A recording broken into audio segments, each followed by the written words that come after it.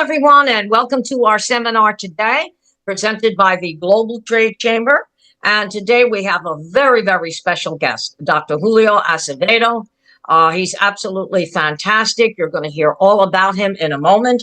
And this is also presented by the Ana G. Mendez University, who is also a global member of the Global Trade Chamber. So without further ado, I would like to welcome Dr. Julio Acevedo, who's going to take it from there, and he's going to tell you all about the wonderful things that he does in the meaningful lesson planning to help students at risk. So welcome, Dr. Acevedo. Thank you. Happy to be here. So, yes, just like a bit about me, I have 20 years of experience in education, mostly K-12, and about 3 years doing higher ed. I teach bachelor classes, master classes, and doctorate classes. Currently, I'm the director of the ESOL program for the Lakewood Charter School System in Florida, and I've been, working in different areas as a teacher, as a school administrator, as a trainer. And the idea of today webinar is for people to see and teachers to understand how it's a good way to actually create a meaningful lesson plans that will help every student, right? For me, everything that works for student at risk actually work for the student, for every student. And we have to understand that everybody is learning. And I'm going to start. So I title my presentation Meaningful Lesson Planning to Help Student at Risk. And this is the agenda. We're going to discuss the objectives, lesson planning, knowing your student, designing a lesson plan, and then we had a section for questions. Great. And I've noticed here that you earned a BA in drama education from the University of Puerto Rico. It looks like we have a lot in common because I graduated the Juilliard Academy of Music in New York, and I got a master's degree in operatic studies. So, and at the time that I went to the Juilliard, okay, they were just doing music and opera. Now it is like a full-fledged school where you can do dance, you can do opera, you can any type of musical genre that you're in. That school now covers everything. So just reading your bio, you and I have a lot in common. Yeah, thank you. Yeah, so I did went to School of Music for 7 years, so I know how to write, compose, play instrument, write music, of course. And then I did my undergrad on drama education. I have done plays, I have done commercials, I have done musicals, and I also write scripts and stuff. And then I have a couple, I had an album in English that I did one period of time, and I also had a couple other songs in Spanish out there, and a couple I've been working on. So yeah, the drama part, the fine arts is one of my key, and I think that's also what made so successful to do some of this idea of planning, because when you are a performing person, you try to make sure that you create something that everybody may like and everybody will enjoy. And using that philosophy is what actually I'm applying to this process, just understanding what they will like and they will able to do to be able to reach more students, to reach more everybody on that classroom, and even coworkers. And I also do training for teachers. So I try to use all those ideas of how I can understand my audience, so I'll be able to actually perform a better in front of them, the same thing of teaching a better lesson. Exactly. And I know exactly what you're saying because I was just telling that to someone the other day. When I'm out there and I'm performing, okay, I try to almost understand what my audience is looking for. And I do get myself right into the music because when I'm singing something, I learn those words. I'm not just singing those words. I learn those words so that I can get the gist of the music. And I tell people I'm telling a story.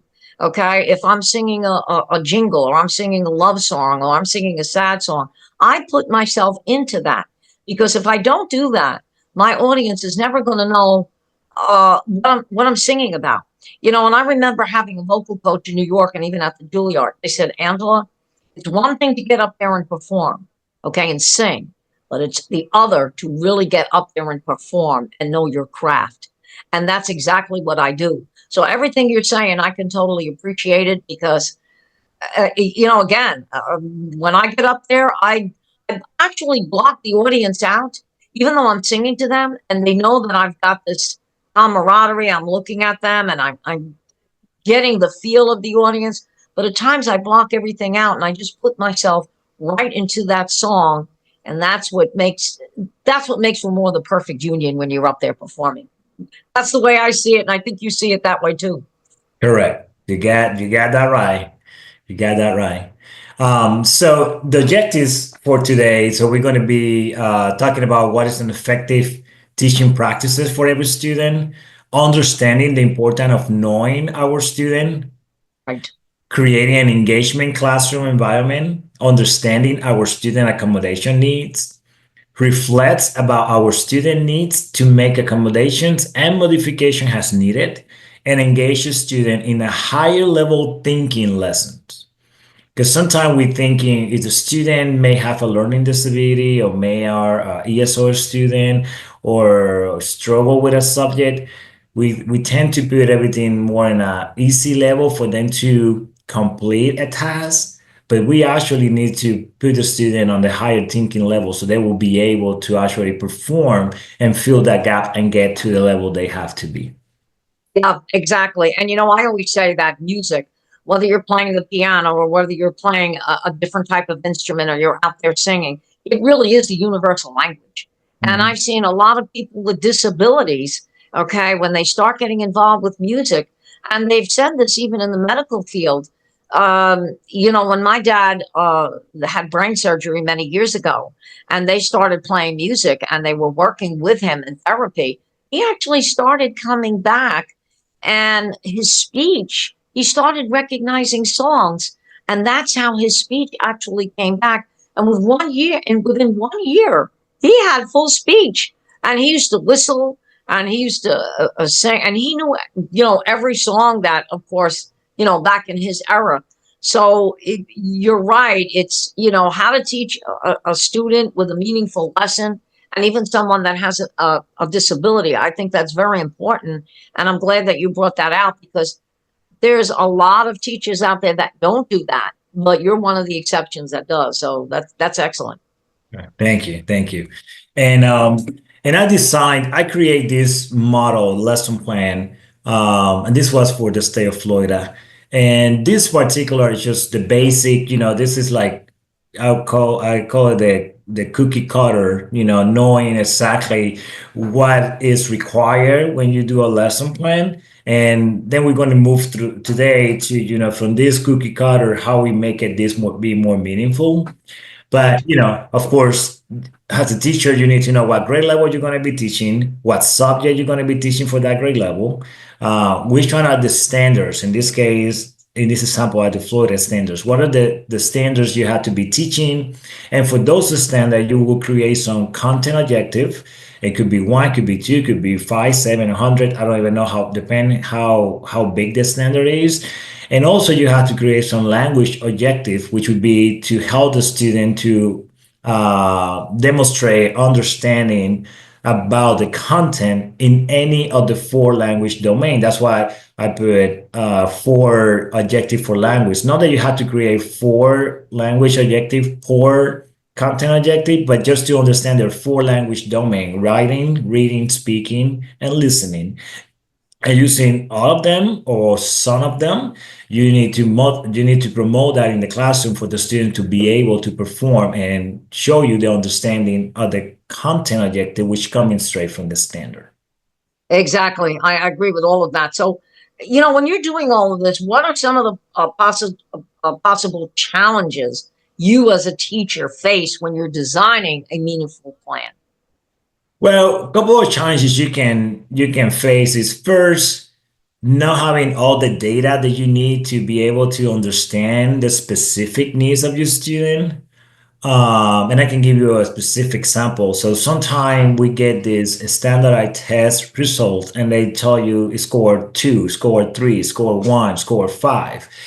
But let's say they score 1 or 2, but then you don't have the other information to see which of the area of that assessment the student actually failed, because you only see the overall grade, right? Right, So right, it's important to understand, because maybe the student score 1 and then you teach in comprehension, and comprehension is the skill that student did good on the test. The problem was maybe working with sequence, maybe working with compare and contrast, maybe what's your main idea.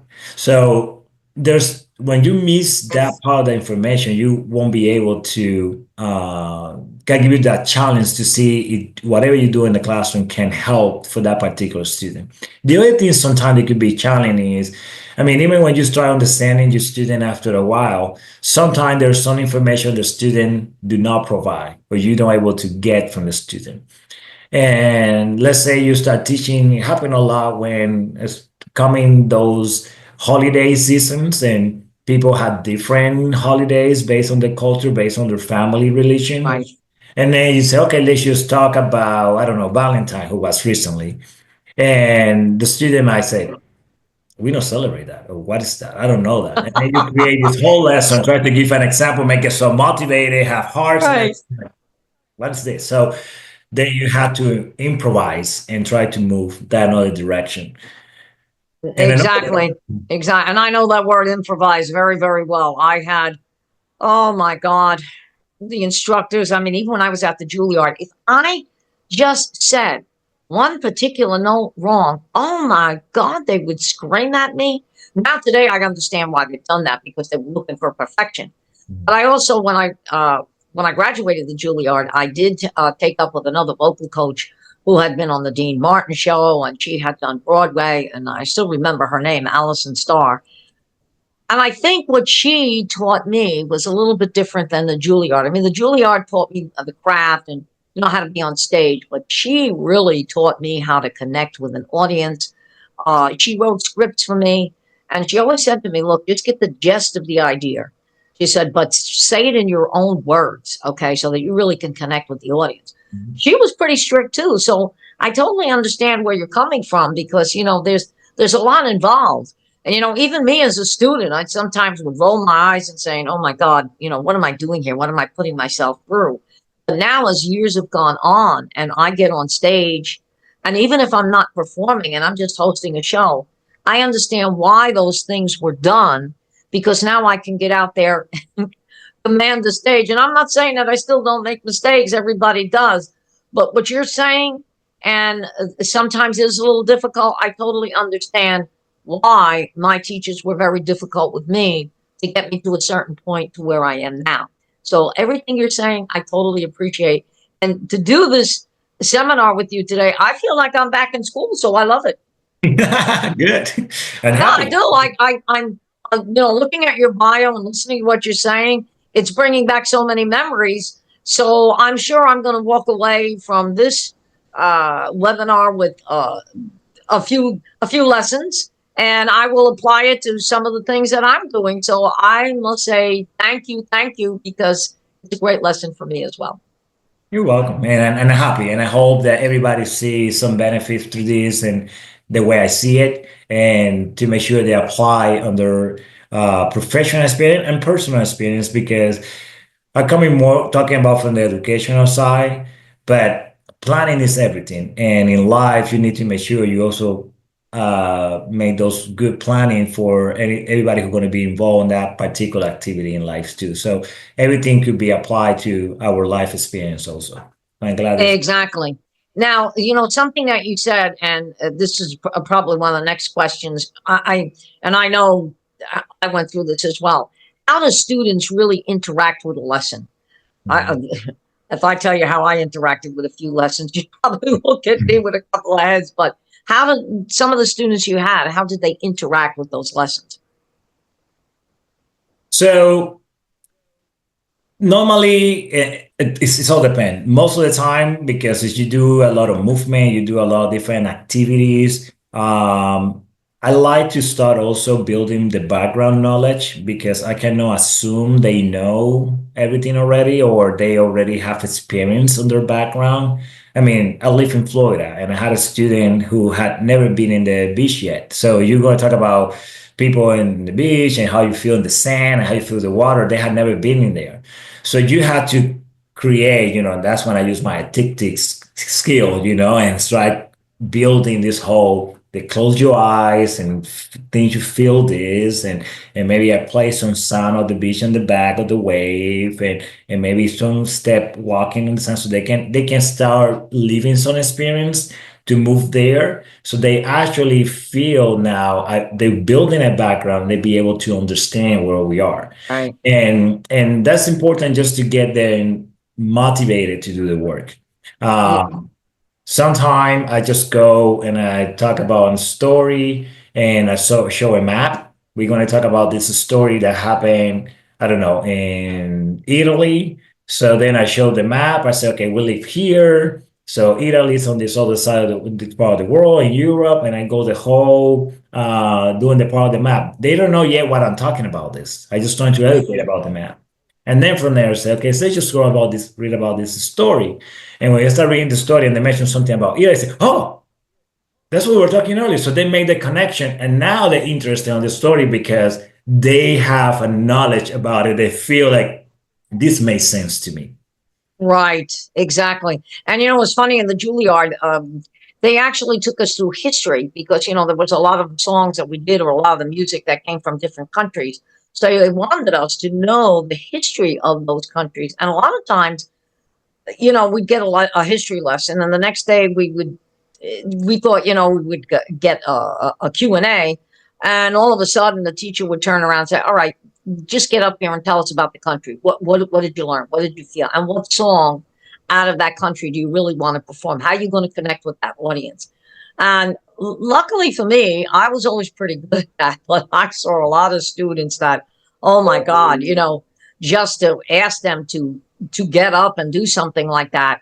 But that was, to be honest with you, that was really that was a great lesson because just being thrown up there and saying, okay, you're in front of an audience. What would you do now? What would you say? That was probably one of the best learning curves that I had. Okay, doing that. And until this day, when I go into host an event, to be honest with you, I hate a teleprompter. And the reason being is because I don't feel like I'm saying it from my heart. Or I always tell, I just go in there and I say, look, give me the gist of what you want me to say, and I'll take it from there. And I'll, maybe read a program book or read something that they're doing. But I'll be honest with you, I was one of those difficult students when it came to a teleprompter. I never liked it. I still don't. Not that I can't do it, but I just don't think it's me. Well, we're the same. I don't like teleprompter that much. I have it has to come from my heart, the same way you said. And I agree 100% on that. Exactly. If it doesn't come, and what's so funny because it was my husband. My husband was before he went to work in the communications industry. He was a professional model, and the first time he heard me speak on stage, he said, "It's a little canned." He says, "Do yourself a favor, throw that script out." And I said, "What do you mean?" He said, "I understand your vocal coach wrote this." He said, "It's not you. Throw it out." He said, "You know what you want to say." And from that point on, it was like the sky opened up. Okay. But he was the one who recognized it. He said, I know, he said, that you speak from the heart. He said, and I know you're trying to appease your coach. He said, and that's fine with that. He said, she's taught you some other things, but just don't do it. He says, go back to being you. And from that point on, it worked. And, today when I've coached people to speak, I tell them, I said, look, just get the gist of what you want to say. It's like one time when I was in high school and I had a telemarketing job and they gave me a script. After a while, I memorized it, and nobody knew I was talking from a script.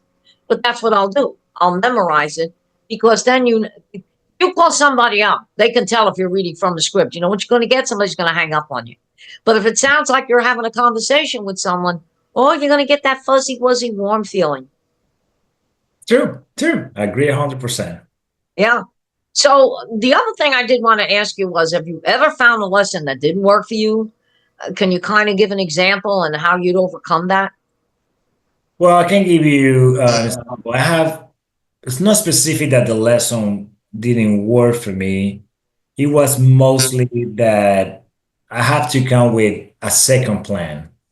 And, you know, using my drama skills, I was trying to get a story where I want every student to read a part. It was a script.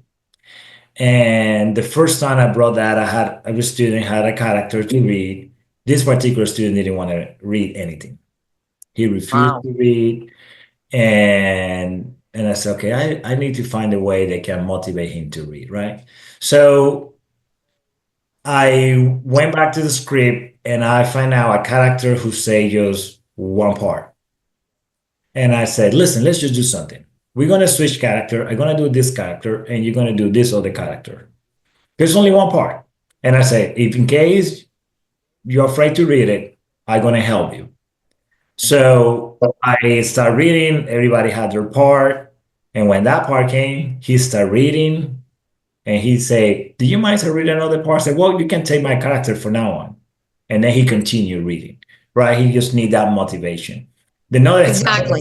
yeah, the other example I have to teach fluency to a student in third grade, I create an activity where they were going to read to kindergarten student. So that way, they will be able to practice their fluency versus me sitting down and checking what they read wrong, right. I just want them to be exposed and have partners in kindergarten. And I had this student who said, I can't read. And I said, Right. wait a minute, Yep. I can't read. So I said, well, only you and I knows that. So I got for him a book. I mean, the first day we went there, he was just looking at the kid, didn't know what to do. And I feel sorry because my goal was to build confidence on the student, not the opposite. So that's when I feel that moment kind of failed.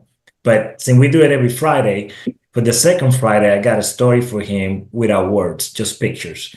And I said, kindergarten student doesn't know how to read yet. So based on the picture, you can make the story and the thing you're reading, and you will feel more comfortable about it. Well, let me tell you, we did it. Wow. And that student, a lot of kids love to hear his stories. Eventually, he started reading, and he finished the year reading almost in second grade level when he was able not to read any work in third grade. Wow, what an accomplishment. Oh my God, congratulations on that. That's absolutely amazing. And it's funny because that reminds me of a story of myself. And, when I was in high school, one of the requirements was when we got into our sophomore year was to take developmental reading. And it was only like from September to December, but it was a requirement. And when we went in front of the teachers and, especially the teachers that were teaching English and all of that. So the question was, and it really wasn't a question. They said, okay, tell us about your summer vacation or what you did over the summer. Well, I got up and I rattled off some of the things I did and where I went. And my homeroom teacher said to me, you do not have to take developmental reading. I said, I don't? She said, no. She said, you and maybe 5 other students. She said, because they just said you had a proverbial gift to gab. There was no reason to put you in that class. I said, my mother is not going to believe this. They said, we can send a note home. I said, she's still not going to believe it. So I went home and I told my mother, I said, Mom, I do not have to take developmental reading. First thing she said, you're lying to me. You want to cut class. I said, Ma, I'm not cutting class. I said, this is exactly what they told me. So the principal of the school called my mother up and he said, no. He said, Mrs. DeLibero, he said, she does not have to take developmental reading. He said, I don't think there's anything additional we could teach her. My mother said, oh, she said, unbelievable. She said, well, I hope you're going to put her in. He says, oh, no, we're going to find another class. He said, we'll ask her if there's something fun she wants to take. He says, but he said, no. He said, this class was giving points to graduate. He says, we've already given her the points. He said, she does not have to take it. And till this day, I could hear my mother saying, are you sure you didn't have somebody call the house and try to play the principal? It took her a while to convince her when she went to a parent-teacher night and she met the principal. She said, no, you're right. You didn't have to take it. I said, I told you. I said, why would I lie? True. Yeah, Yeah. it was funny. And, the other thing, and now I realize why my parents were so strict, and I think this kind of helped me. They had a ruling, because I was born and raised in New Jersey, okay, and the States, and they had a ruling that you had to be 5 years old by September 5th in order to go to kindergarten. And my Mhm. birthday was in November. So they said, well, there might be a way. They told my mother we could get Angela to go to school. So they sent me to Rutgers University and had me tested with a professor. The professor came out and told my mother, which she would have never said that. He said, oh my God. He said, I had a conversation with her. He said, I thought I was talking, he says, to a 20-year-old. He said, I hate to say this. He says, but she almost tested on a genius level. That's all you had to tell my mother and father. Now I know why they were so strict with me. Because my father used to say, she's either going to go straight and narrow path or she's going to do something. Thank God I went the straight and narrow path, but now I understand it. So I guess I was one of those fortunate ones that, when I went into a class, things just came easy. But I do understand there are students out there that you really have to work with. And that story you just said, oh my God, that's amazing. Yeah, thank That's you. that's a great accomplishment. So, I would say probably the most challenging aspect of designing a lesson for a student is probably someone with a learning disability. So how did you really get around that? Yeah, so um, this is first you need to understand what the disability a student have, right? And then to see what would be the process to put in place to help that particular student who couldn't read. He had a learning disability. That's why he was in third grade, still not able to read. Um, but I have this philosophy that you just need to put the dream on the student and you need to make sure that they can do it. Even if you need to start showing them picture of restaurants, stores that they recognize the symbol and they feel they can read it. You put all that around, say, I remember had my room having a statement say, I can read and had all those pictures below. And I said, can you read that for me? Oh, yeah, that's this place. This one, yeah. So you can read, right? So you have to put that dream in it. Now, you have some student that their disability is so severe that's make it complicated sometime to actually to reach and to build from that gap and make a more challenging curriculum for them. That's why we do. We modify things, right? We evaluate what they're working on and see how other ways I can evaluate it versus maybe having 10 vocabulary words and they have to write the definition. I might have the 10 words and the 10 definition in two different cards. And I had a picture here I can show. And they can just match the word with the definition that way. They just put Yeah. it together. So do you still evaluating, they know the definition of the word without having them to articulate everything by writing just to see they can get it right. You add some pictures on it, so you put some pictures to help create your own definition of the word. So that's why you need to understand your kids to be able Yeah. to put all those things in place. That's very true. And that, but also, I'm telling you, I love this because it's bringing back some things and some experiences that I've had. And I'm in the pageantry industry as well as being in the entertainment industry. And I'm going back several years ago. I had a young lady that came to me that wanted to be in the pageant that I was putting together, and she was very, very shy. I could hear it over the phone. And then when I met her, she wouldn't look anybody in the eye. Okay, she'd look down when she spoke to you. She really was very attractive, but there was just something about her that she was very shy. And I thought maybe she had a disability, but I think the shyness was her disability.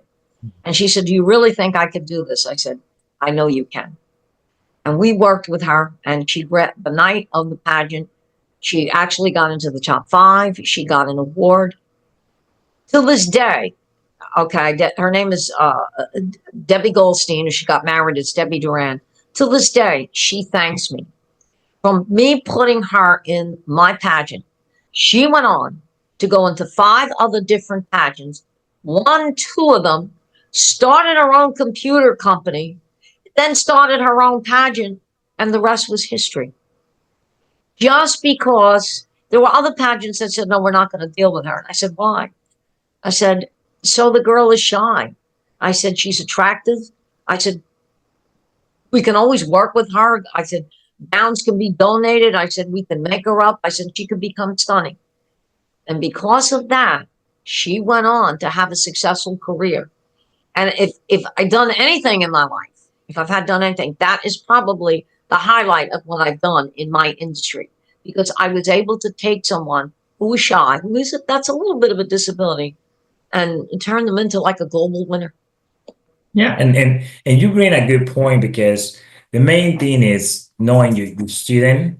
And we have regular ed student, we have student with learning disability, we have the ESOL student, we have 504 plan student, and then but we also need to find out the student background. Now they're probably facing homeless situation, Yes, and it's not only just to clarify some time on the McKinney Vento ad, they people sometimes think that homeless is just living without in a street without a house, which is one of the description, but it could be anybody who live in a motel, somebody who live with a family member.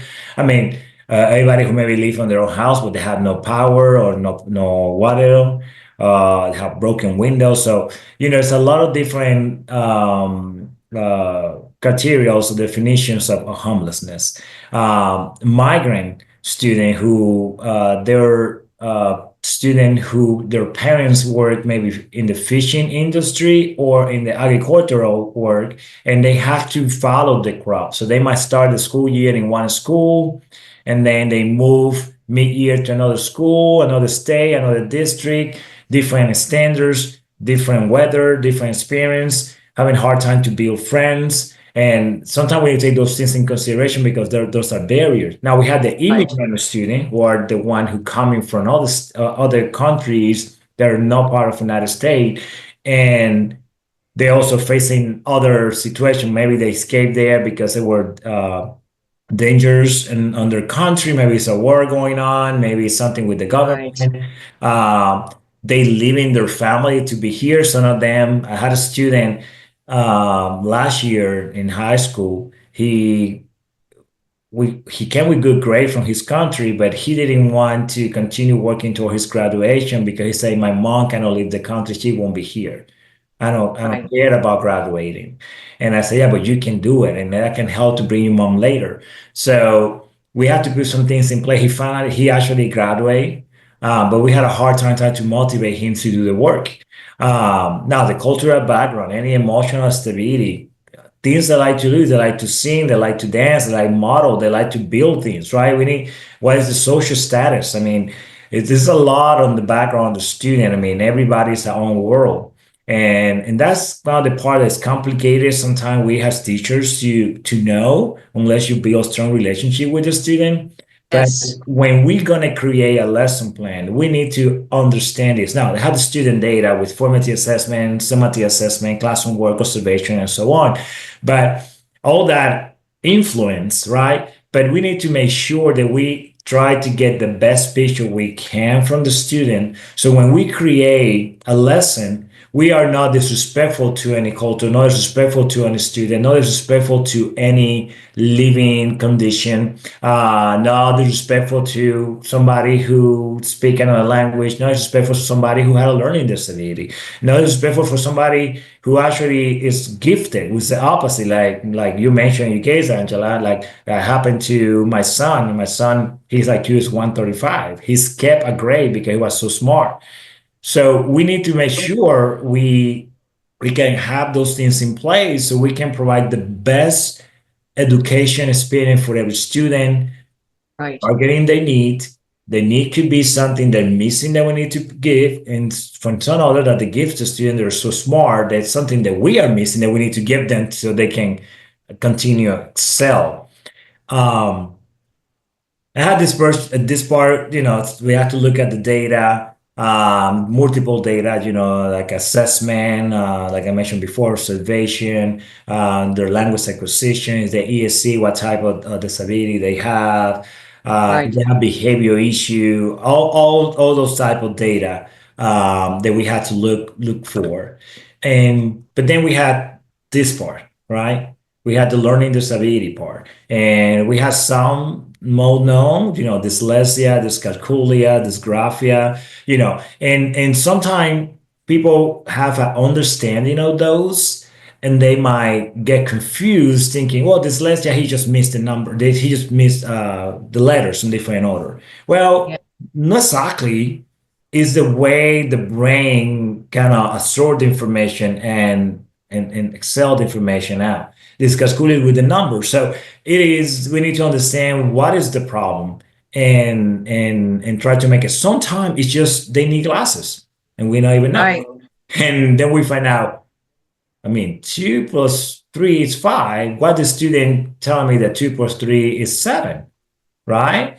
Then Yes. now the student couldn't see well and was reading, I don't know, maybe a 5 or 4 and a 3 or something like that. So we put glasses and the whole thing got fixed, right? So, but we need to understand all those situations. Now, it's funny that under the specific learning difficulties or disability, sometimes we can find gifted, but the problem is when you had a really high IQ, when you're really, really smart, things for you, you need to get challenging lessons to be able to perform better. It's not you get bored. And I'm gonna give you an example. When I used to teach drama education in high school, I had a student that he was all over the place all the time, all over the place all the time. And I feel like I had a good classroom management. That wasn't never a problem for me. But this particular student, I had to be on top of him all the time. And I gave the scripts. I said, we're going to review this bring it next week, read over the weekend, and then we're going to start, reading out loud, cold read, and see who we get what part.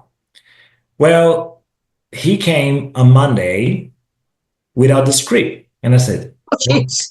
that was the first thing I said. And he said, I don't need it. I said, what do you mean? I memorize it. I Oh said, yeah, gosh. but I said, you don't know what part you're going to get. He said, I know the whole script. Oh man, sounds familiar. Yeah. And I said, what do you mean you know the whole? Yeah, he memorized the whole script. And I said, I mean, I couldn't believe it. I mean, I can memorize pretty quick, but especially my part. And maybe it was somebody going to tell me and what, response and things like that, but not the whole. I mean, after a while, yes, but just for the weekend. Well, he did. Every Wow. time somebody he said, no, you read that bad, you read that wrong. It's this way. It's this way. He was so bright that he memorized the script like that way. And he got one of the best character because he also had that talent in it. But that's when I started learning and understanding, well, I haven't been challenging him enough to be able for him to be in track in class. Now that he feel that I put him to do different characters every day and I give him some challenges on acting, now he's actually doing an excellent job, right? So Perfect. yeah, and that's the thing that I try to communicate to every educator. So we need to make sure we understand them and make sure we provide what they need so they can excel in class. Yes. And it's not always easy because when we have a lot of unknown or we have multiple classes, 7 period, 8 period, have multiple students coming, sometimes take a little time to learn them. But Right. eventually, there are some things that you will be able to get, and you start figure out putting things in place. And that particular high school, I had multiple periods, but I still remember that particular student who memorized the whole script like nothing. Yeah, that's unbelievable, and it's when you mentioned something before about culture, because when Yes. I do the pageant, I have all different cultures that come in. I have people from Puerto Rico, the islands, India, okay, Nigeria, and I have actually had to. Of course, I read up on this, when I was studying all different music, but I've actually, really had to study all the different cultures because you don't want to insult anybody. You want them to respect your culture, but at the same time, you want to respect theirs. Okay. Mhm. So having an international pageant has been a little bit of a learning curve for me because I have been able to learn about a lot of different cultures and certain things that, they always say, people say, oh, I know everything. No, you never do. Okay. And I even say this when I get up in the morning, what am I going to learn new today? Because there's always something new you could learn. There's always something on the horizon out there that you don't know that becomes interesting. And it's funny when you talk about the student. A few weeks ago, my husband and I on a Sunday night, we have a theater I live in Boynton Beach, Florida, but we have a theater in Boca, and they were doing a tribute to Frank Sinatra. Of course, I grew up with that music coming from my mother and father. And I'm sitting there and I'm going through the whole thing and singing the songs and I'm just getting into the music. When the show was over, the people sitting behind me said, "Guess what? We enjoyed watching you more than we enjoyed watching the people on stage." I just looked at them. I said, "You got to be kidding." They said, "You really get into your music." I said, "Oh," I said, "I have a habit of doing that." I said, "But I hope I didn't take anything away." I said, "From the performance." They said, "No, on the contrary, we wanted to watch you more than them." I said, "I don't believe this." Well, let But me tell you. that's me. I just get the minute that music starts, I will get into it and I'll snap my fingers and because I put myself into it like I'm actually performing on stage. And the show that I saw prior to that, about 2 weeks prior to that, I was walking out in the lobby and the people said that to me. They said, "Oh, we liked watching you." I said, "What did I do?" They said, "You knew every word." I said, "Well," I said, "I grew up with that music." I said, "Nothing wrong with that, I guess." So, I always feel if you can make someone happy, okay, Mhm. or give someone another reason to live, uh, that that says it all, okay. And I just recently lost my mom. She was 94 years old, but God bless that woman, okay. At 93 years old, she was still driving a car and getting on the floor every day and scrubbing that floor with a brush. That's a And blessing. yeah, and could still chase me around the pool with a broom. So yeah, oh yeah, my mother. I'm telling you, I mean, she was a little ball of fire. She'd go into different restaurants with me, and people would say, "How old is she?" I said, 93. They said, "She don't look a day over 70." I said, "You want to see her driver's license?" I said, "She's 93." But God bless her, she lived till 94. I mean, and she had some hard times, but I think that those hard times got her to that age. And speaking of talent, I come from a whole musical family. My Aunt Rose actually sang at the Metropolitan Opera. I had another uncle that was a professional dancer. So I guess it's in the blood. I just come from that musical family. But even when I do the pageant and I have a couple of girls that are talented, I love to see young people that can express themselves through music or through acting. I think like I said, I think that's just a universal language, you know. Yeah. And I found that even when I was in high school at the Juilliard, you could take a kid that was on the streets that got into trouble, but once they started getting involved with that, the whole persona turned around. It was like a whole different person. True. So I really appreciate everything tonight that you've said. So I know you have a slide in your presentation about who's responsible for providing students the accommodations. What is actually the reason for that? And do you still have teachers who don't understand that responsibility? Yeah, let me actually go there and show you really quick. And it's referring about, and sorry, before that, this is an example of modification. You see when they have the words on the side and the definition. So that's when you modify for the student who maybe have learning disability. Accommodation is more when you give, extra time, flexible setting. They still have the high end, but then you accommodate based on the student skill, somebody who's just learning the language. But this is slide you're referring to. And what happened is a lot of teachers they still thinking that a student with learning disability is the responsibility of the ESC teacher or special ed education teacher, Right. right? Which we can say a different name depending on districts in the state. And ESOL's responsibility is ESOL student. And they need to, what I want people to be clear, because I've still seen that up to today, and I've been training staff about this, and it's kind of shocking sometimes that the educational ed teacher is responsible for providing the ESOL and the ESC accommodations. Right. Um, the ESOL staff and also the ESC staff, they play the role of an accommodations. In the ESOL world, the ESOL teacher or ESOL paraprofessional are there to help them to for the vocabulary, maybe to translate instructions and things like that. And the ESC, depending on they need or therapy, whatever they need, they are there to provide that support. Right. But also, there are students who are ESOL and also have learning disability. So Yes.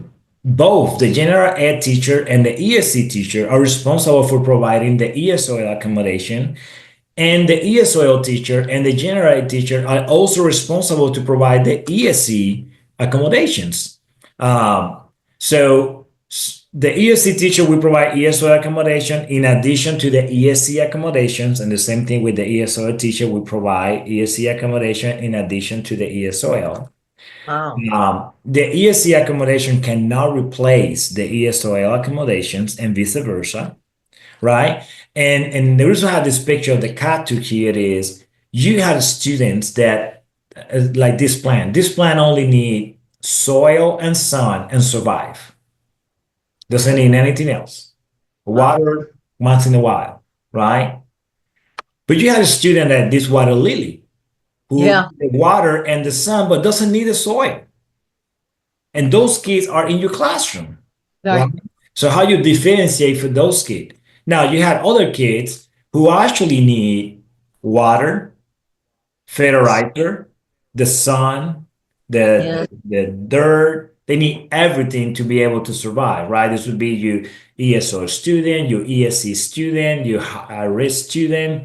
The other one, maybe the one who only need the captive student, maybe would be your gifted student. They don't need too much to survive. Maybe you lily, water lily, maybe are more you regular class student who doesn't need too much to survive either. But then you have those olders that need all that to taking care, all this type of services to be able to help them. And what I want is, to remove that misconception that if you are ESO student or you are a student with learning disability, you ESO staff or your learning disability group will work with those kids. Everybody's responsible for those kids to be able for them to perform. And there are some accommodations already established by law. There are some modifications established on the IP from the ESC student that we as teachers should be paying attention to those to make sure we provide the best that we can for our student. Yeah, I tell you, this unbelievable. And I totally agree with you 100%. I mean, the things that you're doing is just absolutely amazing. And I'm right on the same wavelength as you are because, uh, if I can help someone, whether in the entertainment industry or the pageant industry or just some of the other things that I do, I will always extend my hand out there and help because, when I was coming up the ranks, my dad had gotten very, very sick. And thank God my uncle, my mother's brother, he was right there. Okay. He said, don't worry about anything. Those were some rough times. And I remember people reaching out to me. And I think I learned that lesson very well. And when there's hard times and you can help someone, whether it's a student or someone, why not? Okay. Because you never know when you're going to need something. All right. And I find there's a lot of young people out there today. I even see it in my industry that really need some guidance.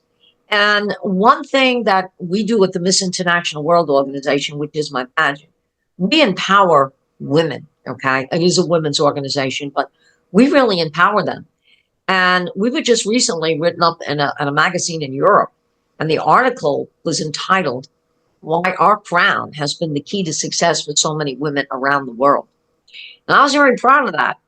And 3 years ago, when I was given the Lifetime Presidential Achievement Award by President Biden and Vice President Harris, I couldn't understand why. And it was because of that, because I empowered people. And I said, you know what? Everybody has a purpose in life. And if that is my purpose on this earth, from the time that I'm here, that I can empower someone, I'm going to do it. Because I know the hard knocks I had to take. And when I was coming up the ranks, I didn't have some of the things that you talk about or, some of the things that I can provide my people. So I'm a big proponent of no one should have to suffer and everyone should be able to reach their goal. That's me. Maybe maybe I'm out of tune, but that's the way I think. No, and I agree 100%. And that's the way it should be done. That's why I give you an example of building dreams to the kids and make sure they can Yes, move from there. So with all this said, I create this lesson plan template, right? it's amazing. An idea of this is, incorporate everything that we need. We had the objective content and language. They had the standard for the state. Was the profile, the student, the concept of transdisciplinary skill, because some of the words, some of the skill go through different subjects. We don't have to be this is language art only. This is math only. I mean, we should combine them. Right. Which means, those deep questions that we can ask. The key vocabulary we're going to be working, and we actually can get that key vocabulary ahead of time. We can have our ESO staff and our ESC staff maybe also give a preview to the student before we move to this unit. So when we get there, they already have the understanding, has an example of the map, when we build the map with Italy, and when they read, oh, Italy, I know what it is. So you make that light go up. And Yeah. assessment. And assessment is not always questions and answer or multiple choice. I mean, assessment could be draw, and that's the way when I was in the classroom teaching, I always say, okay, this is the question for the story. Now you can Right. draw a picture answering the question. You can write a poem, you can write a song, you can write another end of the story, but or you can just answer the question, like a regular answer. You have all these different ways to demonstrate me that you understand the story. And I had a sample with a picture that when the student explained the picture to me, I Right. actually see the story in a different way. And it made completely sense the way he actually just drew the picture about the whole story. So, and I always share that because this was very amazing for me. Yeah. And It is. and It's absolutely amazing. I mean, oh my, I feel like I'm talking to somebody with the keenest mind. I'm telling you, you just made my whole day and evening. Good. Good. I'm glad. And also we need to take consideration what we're gonna be using to support this. And that's why I put the section where what type of material, resources, support, accommodations, what materials do we need? Is a field trip. We need to bring a guest speaker. It's no way have to be just a teacher talking, Right. right? Or maybe we can do a connection with another classroom virtually, or we can just talk to them, maybe connect with somebody in another state and talk about the same topic.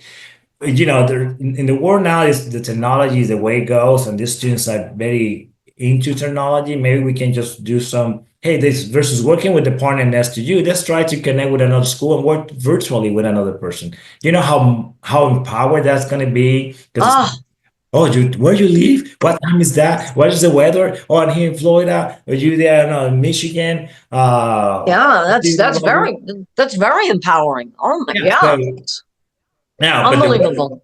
the key part about this, the only way we can just plan all this is this small section, which I just gonna have by itself on the other slide, is the class composition. We need to know who are in my classroom, right? How many general ed students I have, how many gifted students I have, how many ESC Yes, students I have.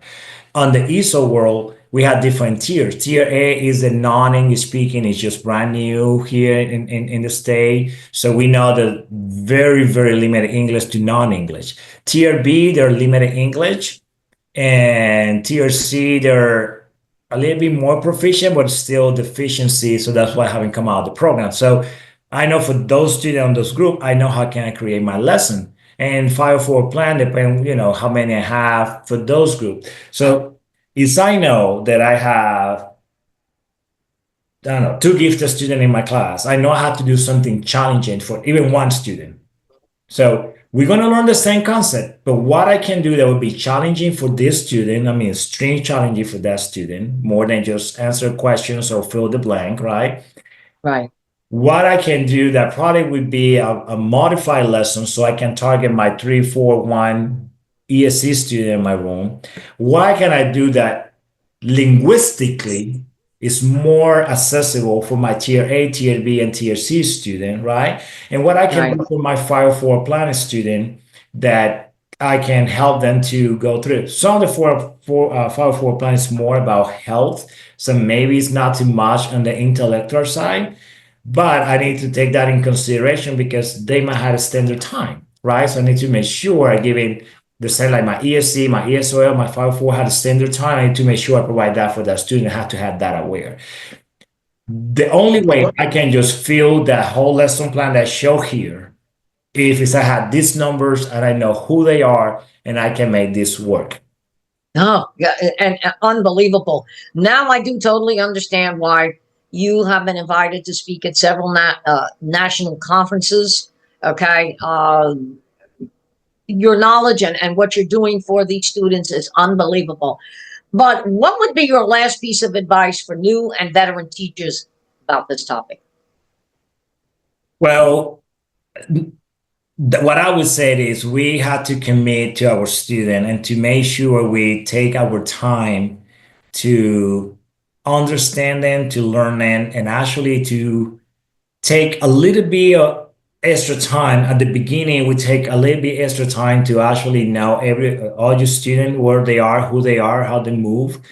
But eventually, after you do that work for the first month of school, you know who your students are and you're going to have your lesson plans. I recommend also whatever material you use, save it for future years, because that way you don't have to create all these new lessons every time. But keep in mind, sometimes you have to make some modification depending on the students that you have. So yes, You it's got, a lot of work, but it's yeah, worth it. it's a lot of work, but you want to know something? It's very, very rewarding. Well, I have to tell you that this, you and I speaking today, you have really given me hope in a lot of different ways. Okay. I'm all about things that you're doing. I love to mentor young women. And I mean, I've even have male models that have come into my event. I love to mentor young people. Okay. I'll even mentor an older person because I think everyone out there deserves a chance in this world. And I have to tell you, you are absolutely amazing. I want to keep in touch with you because hopefully maybe I could get you to be a judge at our next Miss International World pageant. I think you would be absolutely I would be amazing. happy. I would be Yeah, happy. it would be an honor for me. And I just think you would be absolutely amazing because the things that you're doing, it really needs to be recognized. Okay. Thank you. And as I said, I feel like I went back to college today. There's nothing wrong with that. But what you're doing is amazing. And you truly have given me another reason for hope. Okay. I understand everything you're doing. And I love the fact that there was another person out there that would, all the crazy things sometimes that go on in our world, there's still light at the end of the tunnel. So I want to totally thank you for taking time out of your busy schedule to do this seminar webinar today. And I'm going to let Maria know that I am so glad that she asked me to do this. Okay. And I definitely want to keep in touch with you. And if there's anything I could ever do personally for you, please let Maria know. Do not hesitate to reach out to me. I will. Thank you. I'm happy for the opportunity. And I always say, if you know things that work, they should share out because it doesn't make any help for just the student I touch. It Right. would make a difference for every student in the world if we actually put things in place like this. It doesn't matter if it's here in the United States, it's in Europe, it's in South America, in Africa. Right. The main thing is we actually need to understand our audience and we need to make sure we can make this work for every student and we're going to Ex- have a better world in the future. exactly. Well, thank you so much. Give my Thank best to your family, and I hope you have a wonderful weekend. And we will definitely stay in touch. you. Okay. Thank Thank you. you so much. Have a great Thank you so weekend. much. Take care. You Bye too. bye now.